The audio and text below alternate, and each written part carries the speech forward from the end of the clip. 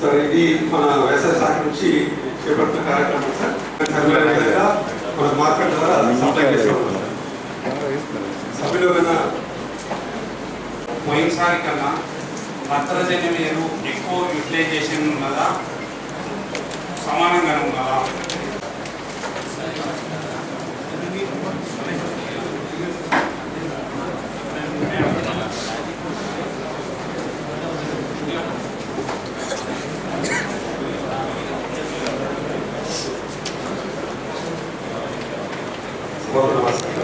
అలాగే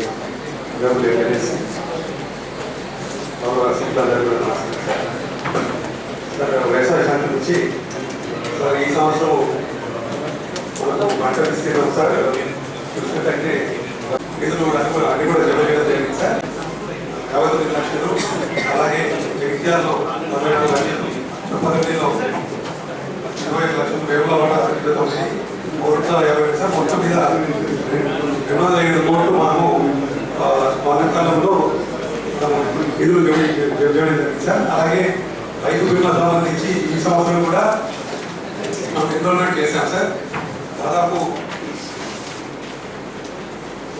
1,40,00,000 మంది రైతులకు మనము ఈ సంవత్సరము రైతు బీమాలో ఎన్రోల్ చేశాం సార్. అలాగే మొత్తం మీద మనము 2018 నుంచి ఈరోజు వరకు దానివల్ల మొత్తము విస్తీర్ణము వినియోగం కూడా తగ్గింది సార్. తర్వాత ఏంటంటే మనకు విస్తీర్ణం కూడా పెరుగుతుంది కాబట్టి మన నత్రజని రైతులకు బెనిఫిట్ ఉంటుంది, దోమపోటుకు వచ్చే అవకాశం తక్కువ ఉంటుంది, హార్వెస్టర్ మోస్టానికి కూడా వీలుగా ఉంటుంది. మీరు ఇప్పటి సందే మోటివేషన్ రైతులను చేసి యాక్టివ్ చేస్తే వాళ్ళు నత్రజని తగ్గిస్తే దోమపోటు రాకుంటుంటుంది, వేరే తెగులు రాకుంటుంటుంది, భూసారం కూడా పోకుంటుంటుంది. దాన్ని ఇప్పటి సందే మనకు ఇంకా సమయం మించిపోలేదు కాబట్టి దాని మీద సరైన సూచనలు ఇస్తే రైతులకు మంచి చేసిన వాళ్ళమైతాం. జిల్లా సరస్వతి సమావేశ ఎంపీలకు, జెడ్పీసీలకు, పార్టీలకు, అధికారులందరికీ నమస్కారం సార్. నిన్న మొన్న గాలి వర్షానికి మా మండలంలో ఇప్పుడు మొక్కజొన్న పడిపోయింది సార్. మొక్కజొన్న సార్. అలాగే సార్ మొన్నటి ప్రకృతి వైఫల్యం వల్ల మా పీపుల్ మండలం చాలా నష్టపోయింది సార్. అతిపెద్ద రుణాలైన మాది తెగి దాదాపు 400 ఎకరాల ఇసుక పెండింగ్ ఉంది. పోతే ఈ వర్షకాలం పంట పోతుపోయిందని మన మంత్రి గారి ఇంట మీరు దసరా నుంచి చదివేసుకుంటే ఉన్నాను. కొత్త కట్ట పాత కట్ట తీసిపోయింది. కొత్త కట్ట గిట్ట ఒక 50 లక్షలు ఖర్చు పెడితే మన దేశానికి నీళ్ళు వచ్చే అవకాశం లేదు సార్. బాగా పెద్ద గుళ్ళు లేదు సార్. అది గిట్ట ఆ కొత్త కట్ట పంట ఇచ్చినట్టయితే చెరువు కూడా మన రోలో కంప్లీట్ అయినట్టు సార్. అంత అయిపోయింది సార్. చిన్న ఒక 50 లక్షలు కానీ మన ప్రకృతి వైఫల్యానికి తీర్పు జరిగింది.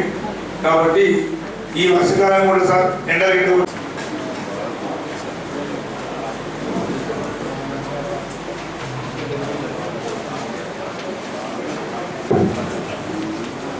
Next, horticulture.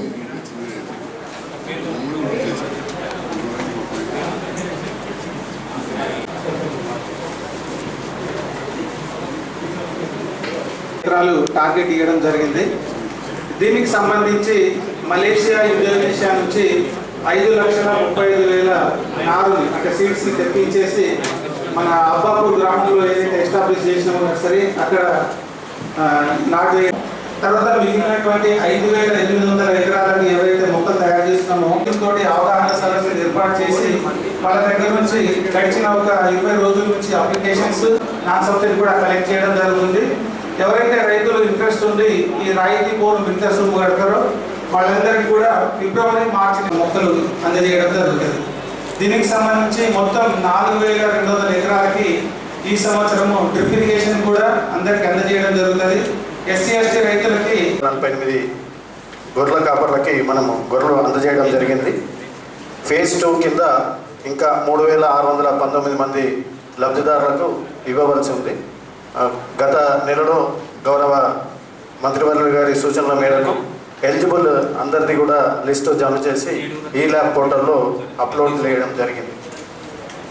తర్వాత మన పాడి పశువుల పథకం కింద, పాడి పశువుల పంపిణీ పథకం కింద జిల్లాలోని 15,400 మంది రైతులు నమోదు కాగా ఇప్పటివరకు 1,854 ఇవ్వడం జరుగుతుంది. ఇందులో ఇప్పటివరకు మనకి 90 దరఖాస్తులు జిల్లా నుంచి ఈనాడు ఆసరా పెన్షన్ అన్నది నిజంగా కూడా రాష్ట్రంలో నిజంగా భారతదేశంలో చూసుకున్నట్లయితే ఎక్కడ కూడా లేని విధంగా ఇలా తెలంగాణ రాష్ట్రంలో గౌరవ ముఖ్యమంత్రి వర్యులు మరి గతంలో చూసుకున్నట్టయితే 35 లక్షల పెన్షన్లు ఇచ్చింది ప్రభుత్వం.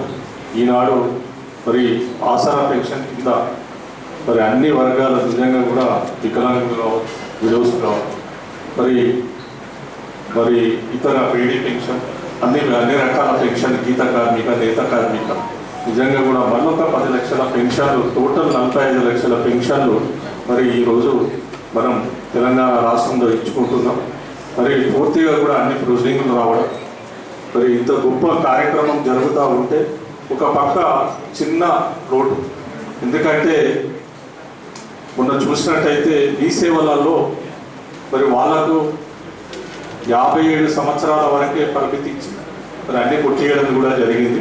ఇలా మండల పరిషత్లోకి వచ్చే వరకు మరి ఎంపీడీఓలకు కావచ్చు, మీరు ఎక్కడ కూడా సరైన గైడ్లైన్స్ ఇవ్వలేదు.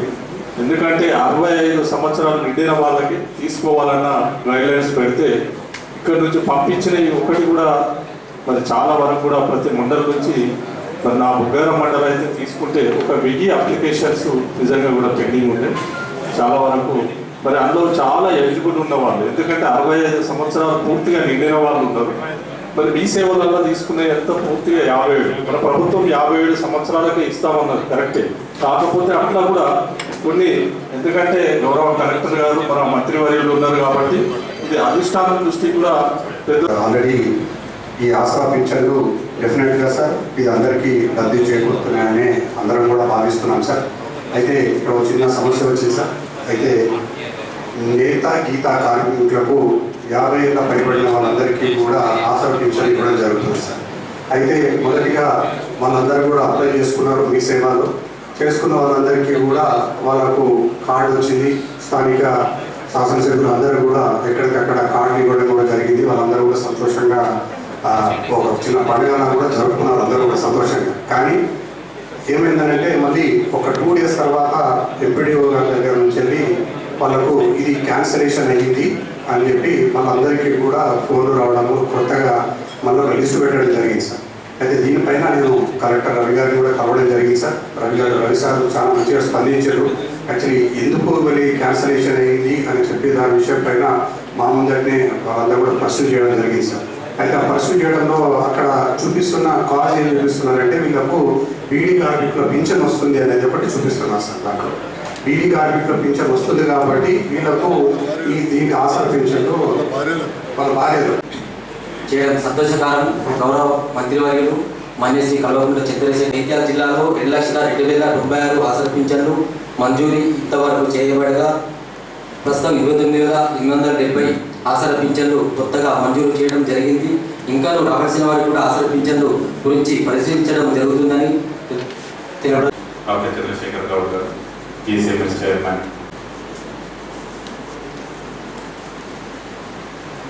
ఈ ఆసరా పెన్షన్స్ పైన సభ్యులు కొన్ని ఇష్యూస్ రైజ్ చేశారు. ఈ ఉన్న ఆసరా పెన్షన్స్కి అడిషనల్గా ఇవ్వడం చాలా సంతోషకరమని గౌరవ సభ్యులు కూడా తీర్మానం ప్రవేశపెడుతూనే చిన్న చిన్న అనుమానాలు కూడా వాళ్ళు లేవనెత్తారు. అందులో మన జిల్లాకు వచ్చేటప్పటికి సుమారుగా 31,157 మందికి అదనంగా పెన్షన్స్ 57 సంవత్సరాలు దాటిన వాళ్ళకు వివిధ కేటగిరీస్ వాళ్ళకు పెన్షన్స్ రావడం జరిగింది.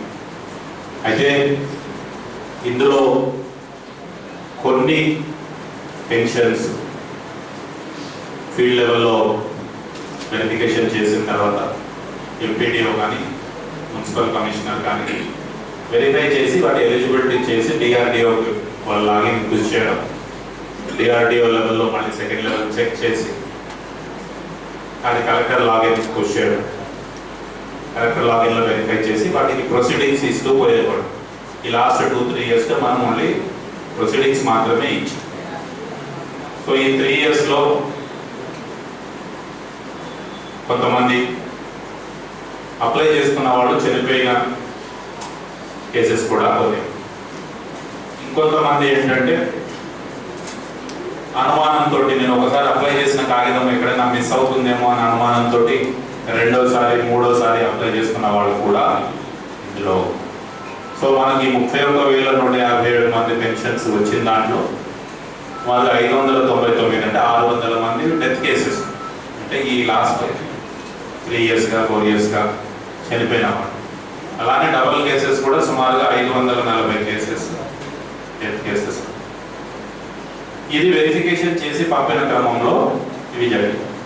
తర్వాత 57 సంవత్సరాల పైబడిన వాళ్ళు మీ సేవలో అప్లై చేసుకున్న దాంట్లో గౌరవ ముఖ్యమంత్రి గారు ఇండిపెండెన్స్ డే రోజు అనౌన్స్ చేయడం, ఆ లిస్టులో మనకు వచ్చిన తర్వాత అందులో ఈ వెరిఫై చేసినప్పుడు ఒక 1525 పెన్షన్స్ని హోల్డ్లో పెట్టమన్నారు.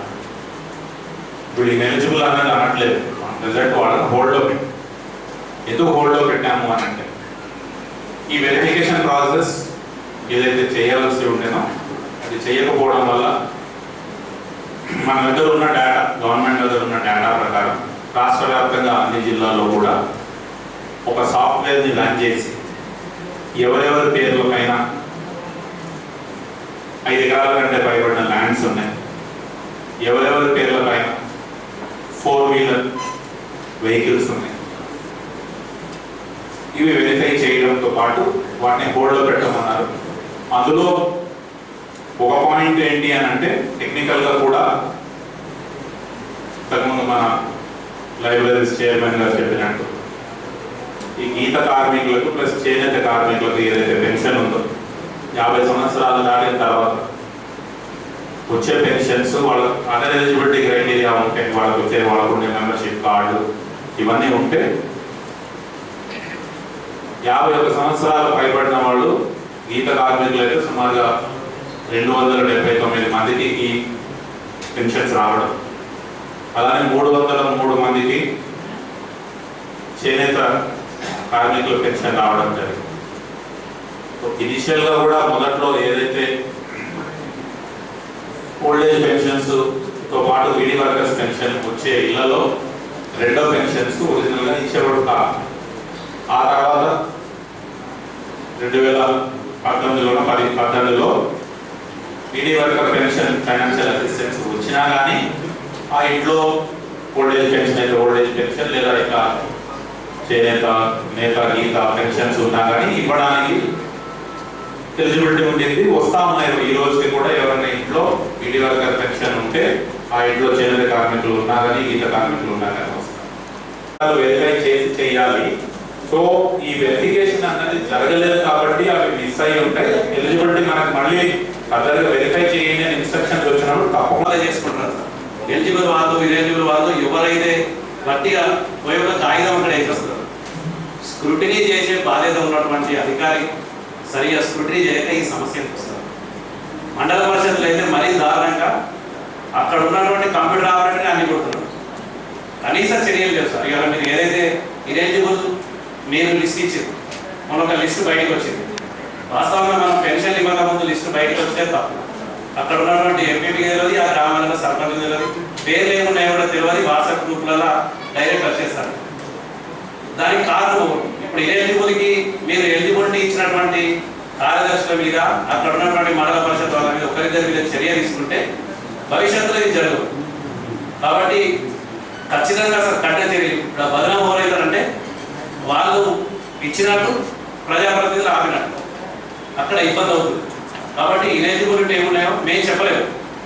అధికారులు ఖచ్చితంగా ఉంటే ఇనెలిజిబిలిటీ వాళ్ళకు ఇంకొక 10 మంది అర్హులకు మనం ఎవరి సహకారం లేకుండా ఇచ్చేటువంటి పరిస్థితి ఉంటుంది. కాబట్టి కొత్త కఠినంగా ఎవరైతే తప్పు చేసిండ్రో, ఎవరైతే ఇనెలిజిబుల్, ఎవరైనా డబ్బులు వేస్తారు ప్రభుత్వం నుంచి వచ్చింది.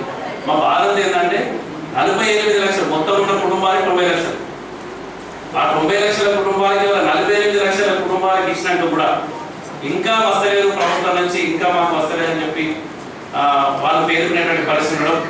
ఇప్పుడు వేల సంఖ్యలో ఒక ఊరు పోతే వందల సంఖ్యలో మీటింగ్ పెట్టినప్పుడు ఆ రానటువంటి ఒకరిద్దరే లేచి ఆ గలాట చేసేటువంటి అది ఉండడం మనం చూసే వాళ్ళకి ప్రేమిస్తారంటే నిజంగానే ఆమె ఎలిజిబుల్ భర్త చనిపోయింది, ఆమెకు రాలేదు. కాబట్టి ఎవరైతే ఎలిజిబుల్ అధికారులు దానికి బాధ్యత ఉన్నారో వాళ్ళ మీద ఖచ్చితంగా కఠిన చర్య ఒకరిద్దరి మీద తీసుకుంటే మిగతా వాళ్ళకు కొంత భయం ఉంటుంది. తర్వాత ఏదైతే ఖచ్చితంగా ఉన్నాయో ఇదొకటి చేయాలని చెప్పి కోరుకుంటూ ఇంకేమన్నా మొన్న డెత్స్ తర్వాత వారు ఏమన్నా మిగిలినవి ఉన్నా కొంత మనం అందులో చేసుకోగలిగితే చాలా బాగుంటుందని చెప్పి మమ్మల్ని సూచిస్తూ ఇస్తామని చెప్పేసి పరిశీలిస్తున్నారని చెప్పేసి మంత్రి గారు చెప్పడం జరిగింది. అదేవిధంగా జిల్లా పరిషత్ సభ్యులు నాగం భూమయ్య గారు ఆసరా పెన్షన్లను జైత్యాల జిల్లాలో పాతవి కొత్తవి కలుపుకొని 2,31,966 మందికి పెన్షన్లు, అదేవిధంగా 48,30,30 గ్రామాలలో వారు ఆత్మగౌరవంతో ఉండే విధంగా ఆత్మగౌరవంతో వారు ప్రతి విధంగా ఈరోజు ఆసరాలు ఇచ్చిన గౌరవ ముఖ్యమంత్రి వర్యులు కల్వకుంట్ల చంద్రశేఖరరావు గారికి వారు ప్రవేశపెట్టిన తీర్మానాన్ని బలపరిచిన ఎంపీపీ గారు, అదేవిధంగా దీన్ని మనం అందరం కూడా జిల్లా పరిషత్ పక్షాన కృతజ్ఞతల తీర్మానాన్ని ఆమోదించవలసిందిగా జిల్లా పరిషత్ సభ్యులందరినీ కూడా కోరుతున్నారు.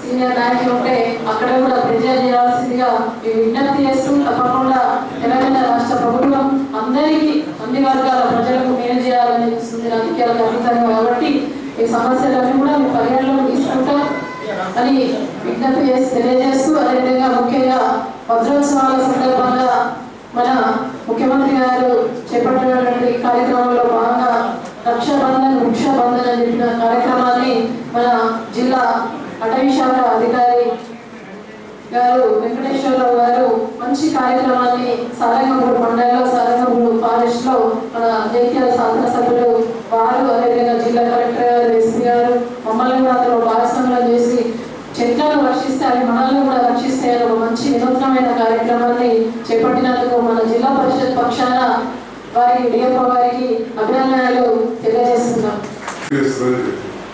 ఈ విషయంలో శాసనసభ్యులు నేను కూడా రెగ్యులర్గా ఏ మండలాలకు మీరు ఏ ఏజెన్సీకి స్కూల్స్ అలా చేశారో వాళ్ళతో మాట్లాడడం జరుగుతున్న సందర్భంలో జగిత్యాల అర్బన్ మీరు ఇరిగేషన్ డిపార్ట్మెంట్ వాళ్ళు చేశారు. అయితే మన ఊరు మన బడిలో ఏదైతే స్కూల్ సెలెక్ట్ అయ్యారో వాళ్ళు పని స్టార్ట్ చేయడంలో చాలా జాగ్రత్త చేస్తాం. ఈ విషయంలో నేను ఒక అడగంలోకి వెళ్ళి మరి ఇరిగేషన్ ఖాన్ గారిని చాలాసార్లు ఫోన్ చేసి మధ్యకాలంలో ఆల్మోస్ట్ 2-3 టైమ్స్ ఫోన్ చేశామని ఫండ్స్ రాలేదని చెప్పి నాకు చెప్పడం ఒక ఎంబ్రాస్ చెప్తుంది. మరి ఇవాళ సమావేశంలో వచ్చిన మీరే కలెక్టర్గా చాలా రెగ్యులర్గా రివ్యూ చేస్తామని చెప్పి చెప్పండి. ఇప్పుడు నేను తెలిసి మరి ఏంటి ఇది పరిస్థితి కరెక్ట్గా రారకంగా మీరు రివ్యూ చేస్తున్నారని చెప్తా ఉన్నారు, కలెక్టర్ డబ్బులు అంటున్నారు. మీరు ఇక్కడ నా హాస్పిటల్ మీతో పక్కన జనవరిలో ఉర్దూ మీడియం స్కూల్ స్టార్ట్ అవుతుంది అని చెప్పి హెడ్ మాస్టర్ రెగ్యులర్ ఒకసారి కంప్లైంట్ చేసినట్టే నాకు తెలియదు సార్ ఇప్పుడే తింటున్నా పైసలు వచ్చినాయని అని చెప్పి వాళ్ళు చెప్తా ఉన్నారు. మరి మీరు ఈ సందర్భంగా పోలేదంటే ఇట్స్ నాట్ ఏ కంప్లైంట్, దీని ఒక ఫిర్యాదుగా భావించారు. ఏ ఏజెన్సీస్ అయితే ఆ స్కూల్స్ మీరు అలాట్ చేసారో వాళ్ళకు కోఆర్డినేషన్ మీటింగ్ పెట్టండి. ఇప్పుడు ఫర్ ఎగ్జాంపుల్ ఇక్కడ జగిత్యాల అర్బన్ ఇరిగేషన్ వాళ్ళకి ఒకసారి ఇరిగేషన్ తెలిసే ఏం జరుగుతుంది అనేది మీ పరిధిలో కూడా ఒక జిల్లా విద్యాశాఖ అధికారిగా మీరు కూడా రివ్యూ చేస్తే బట్టి ఎక్కడైనా కరెక్ట్గా చేస్తున్నారు. ఎక్కడైనా కరెక్ట్గా చేసిన రివ్యూలో వాళ్ళు ఉండి ఉంటారు. మరి ఇట్స్ వెరీ అన్ఫార్చునేట్ ఈ స్పెల్లింగ్ అయితే మళ్ళీ జరగకుండా చూడండి. ఎందుకంటే పెద్ద ఎత్తున ప్రోగ్రెస్ కనబడుతుంది. కొన్ని చోట్ల మాత్రం ఇప్పుడు రాయకల్ ఉంది, వాళ్ళే అడుగుతున్నారు రిపోర్ట్స్ స్టార్ట్ చేద్దామని. ఇక్కడేమో పక్కన ఇట్లా మాట్లాడుతున్నాం. దాంట్లో క్లారిటీ తీసుకొని రివ్యూ చేసుకుంటాం. Thank you. 5 schools, మిగతా 10 schools కూడా అంటే అడిషనల్ క్లాస్ రూమ్స్ అవి కావాలి కాబట్టి అర్బన్ ఏరియాలో అబౌవ్ 30 lakhs 30 నుంచి 50 ఏమో ఎస్సీ లెవెల్లో 15 నుంచి డిఫరెంట్ కేటగిరీస్ ఈ లెవెల్లో ఉన్నవి. సో మన ఇచ్చే పేమెంట్స్ మాత్రం ఓన్లీ ఎస్ఎంసి టేకప్ చేసే వర్క్స్.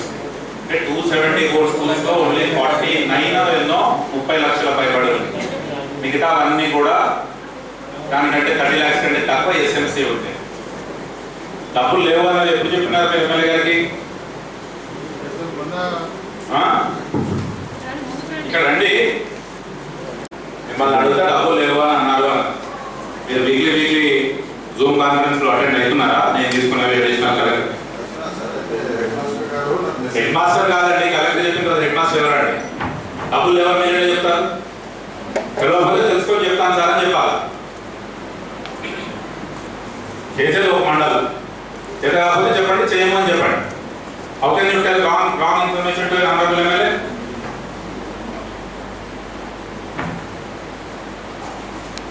పేరు చెప్పండి చెప్పాలి. మేము వెంటనే సార్ కూడా ఫోన్ చేసినాం ఆ రోజు. ఆ పేషెంట్ పేరు చెప్పి కూడా మీ పనులతో మాట్లాడుతున్నాం. సార్ రాలేదు.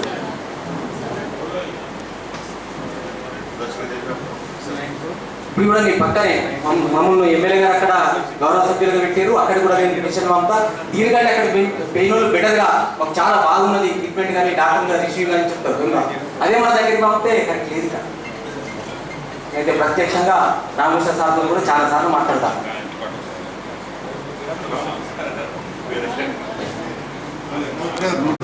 కూడా చాలా సభ్యులందరూ కూడా మరి వివిధ అభిప్రాయాలు వ్యక్తపరిచారు. మనకు తెలిసి డెంగ్యూ ఏ రకంగా ఉన్నది, ఎంత తీవ్రత ఉన్నది అనేది మీకు అయితే ఈ సందర్భంలో నేను గౌరవ మంత్రివర్గం కలెక్టర్ గారు రిక్వెస్ట్ చేశానంటే, సార్ ఫస్ట్ ఆఫ్ ఆల్ ఒకటి గ్రామాల్లో కావచ్చు, మున్సిపాలిటీ కావచ్చు, కొంత ఫాగింగ్ అయితే ఇంక్రీజ్ చేద్దాం సార్. ఇది మంచిగా పెరిగే దోమైనా కానీ కంటిన్యూస్ వర్షాలు పడుతూనే ఉన్నాయి కాబట్టి అక్కడ మామూలు నీళ్ళలో కూడా మంచి నీళ్ళు లాగా ఉంటే మురుగు నీరు ఉన్నాయి కాబట్టి అదొక అవకాశం ఉంది. రెండవసారి ఇప్పుడు మనకు ఎక్కువ డబ్బులు ఖర్చు కావడానికి కారణం ప్లేటెట్స్ ట్రాన్స్మిషన్. మరి మన గవర్నమెంట్ హాస్పిటల్లో బ్లడ్ బ్యాంక్ ఉన్నది. అయితే దాంట్లో ఏమైతుందంటే సింగిల్ డోనర్ ప్లేటెట్స్ మిషన్ లేదు.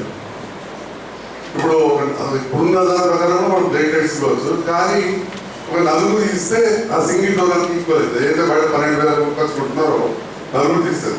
కానీ ఆ మిషన్ పెద్ద కాస్ట్ కదా. నాకున్న ఇన్ఫర్మేషన్ మళ్ళీ కూడా ఇప్పుడే రికన్ఫర్మ్ చేస్తున్నాం. మ్యాక్సిమం 10 lakhs అవుతుంది. మరి ఈ సందర్భంలో కూడా ఏంటంటే అవసరం పెడతాం మంత్రి గారు కానీ లేదా మన ఎమ్మెల్యే ఫండ్స్ నుంచి ఎవరు పెట్టుకోవచ్చా? ఇవ్వచ్చు అంటే ఇమ్మీడియట్గా మంత్రి గారికి నా ఫండ్స్ నుంచి ఇస్తాను. ఇస్తే మంత్రి గారు ఇస్తే మరి ఆ మిషన్ తెచ్చి పెట్టుకుంటే డెఫినెట్గా మనకు పేషెంట్స్ చాలా అవుతుంది. ఎందుకంటే ఒక పేషెంట్స్ 15,000 13,000 అయినప్పుడు సింగిల్ డోనర్ మనకి ఈజీగా దొరుకుతాడు. ఏ గ్రూప్ అయినా కానీ వాళ్ళ బంధువులు మిత్రులు యూత్ ఎవరు వస్తారు. హాస్పిటల్లో మనం తీసుకొని చేసామనుకోండి, ఒక్కొక్క పేషెంట్ 10,000 12,000 బిల్లు అంటే మామూలు విషయం కాదు. మరి సందర్భంలో ప్రతిరోజు ఎక్కడ చూసినా ఇదే బాగా కనబడుతుంది. అదొక విషయంలో మనం గారిని ఖచ్చితంగా మీరు ఆదేశించండి సార్. డిపిఓ గారి ద్వారా కావచ్చు, మున్సిపల్ కమిషనర్ని రెగ్యులర్ ఫాగింగ్ విషయంలో ఎందుకంటే ఇంత ఖర్చు పెడుతున్నాం, ట్రాక్టర్లు ఉన్నాం, ట్యాంకర్లు ఉన్నాం. ఒక ఫాగింగ్ మిషన్ ఒక చిన్న వెహికల్ మీద కూడా పెట్టుకొని వాళ్ళు చేయవచ్చు.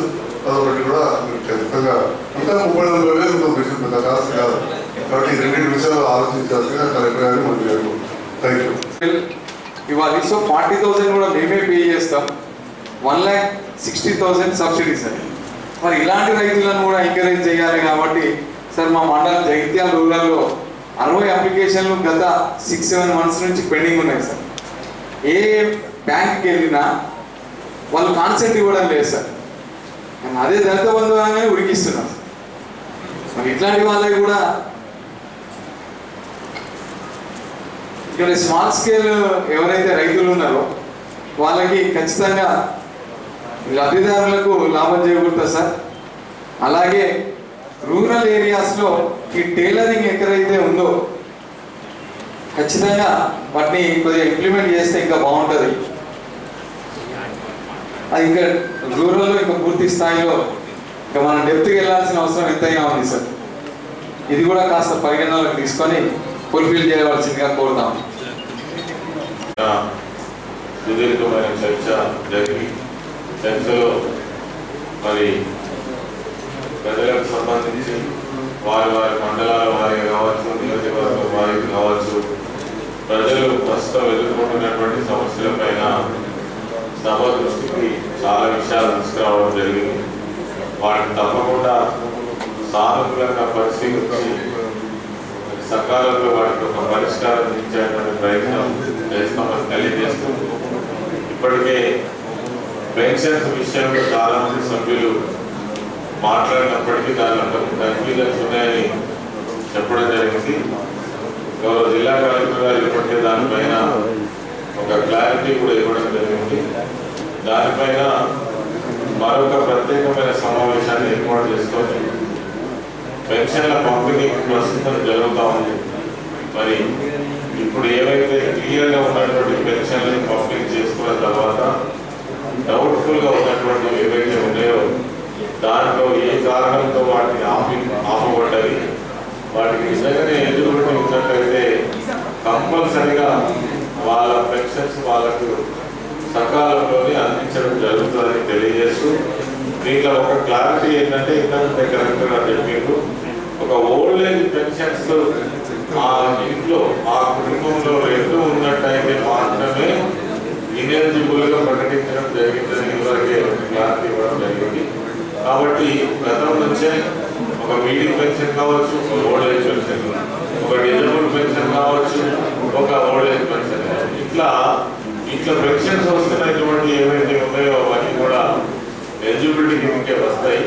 కాకపోతే వాళ్ళకు ఉన్నటువంటి పెన్షన్ ఎలిజిబిలిటీ ఉన్నదా లేదా దాన్ని పరిగణనలోకి తీసుకోకుండానే వచ్చినటువంటి పెన్షన్స్ ఏవైతే ఉన్నాయో, డబ్బులు వచ్చిన పెన్షన్స్ ఏవైతే ఉన్నాయో వీటిపైన కొంచెం ఆలోచించాల్సి ఉంటుంది, నిర్ణయం తీసుకోవాల్సి ఉంటుంది.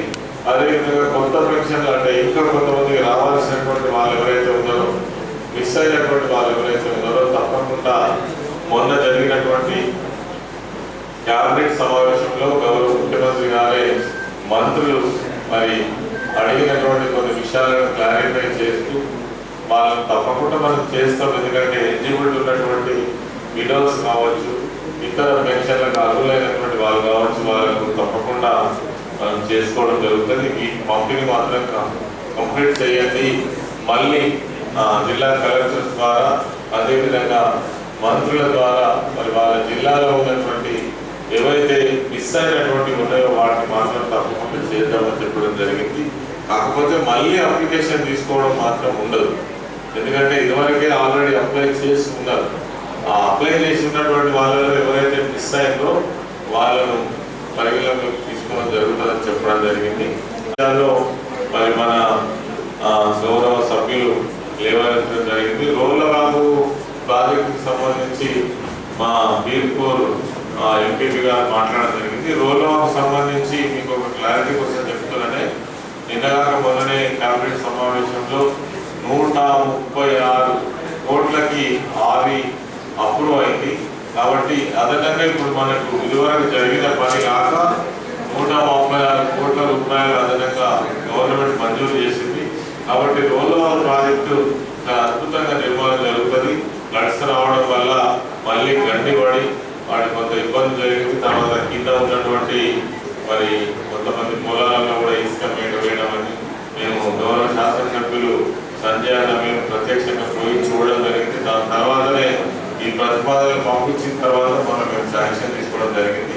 వర్షాలు తగ్గిన వెంటనే మరి ఇప్పుడు ఉన్నటువంటి ఏజెన్సీ వాళ్ళు చేస్తారా, వాళ్ళకి కొత్త కట్టలు పిలుస్తారా తెలియదు, కానీ మొత్తానికి అయితే డబ్బులు అయితే మంజూరు చేయించడం జరిగింది.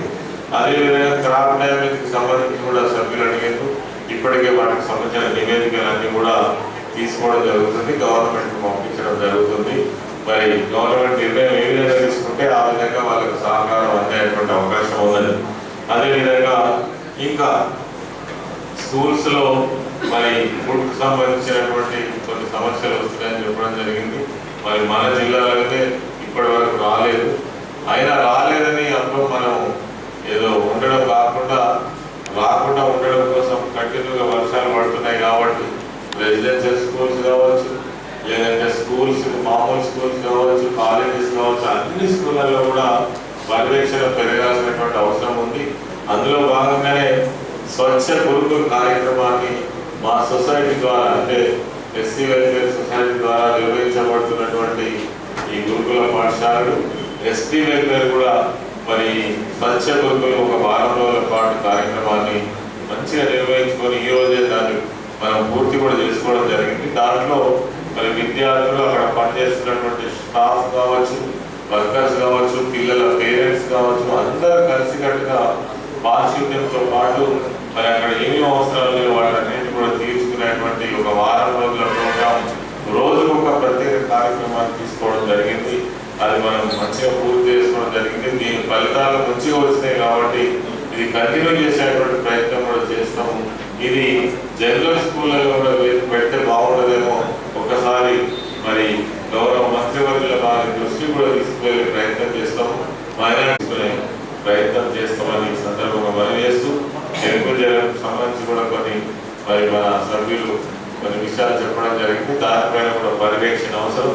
తర్వాత మనకు జిల్లాలో ఒక మంచి ల్యాబ్ వచ్చింది గవర్నమెంట్ పరంగా, దాన్ని వాడకంలో కూడా కొంచెం తక్కువే ఉంది. దాని పట్ల ప్రజలకు కూడా ఇంకా అవగాహన లేదు.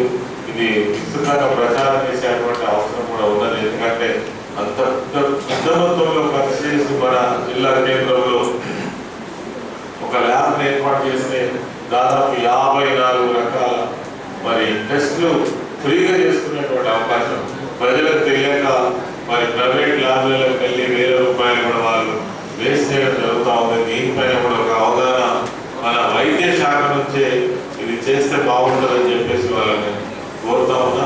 అదేవిధంగా నిర్వహించబడిన సమీక్షా సమావేశానికి మరియు సదస్సు సమావేశాలకు నిర్వహణకు గాను ₹40,767 మరియు ₹65,15 ఖర్చు చేసినందున జిల్లా ప్రజా పరిషత్ సమావేశంలో ఆమోదం నుండి సమర్పించినాయి.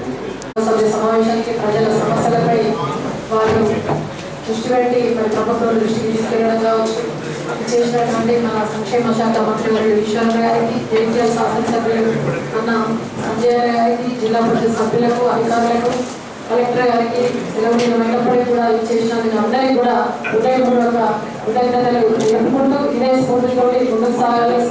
ప్రజల సమస్యలపై అందరం కూడా కలిసికట్టుగా పనిచేసి మన జిల్లాను ఆదర్శవంతమైన జిల్లాగా మీ అందరి బాసట్లలోని మన మంత్రి గారి నేతృత్వంలో జిల్లా కలెక్టర్ గారి ఆధ్వర్యంలో మనం ముందుకు నడవాల్సిన అవసరం ఉందని చెప్పేసి అందరికీ కూడా తెలియజేస్తూ థ్యాంక్ యూ అందరికీ కూడా.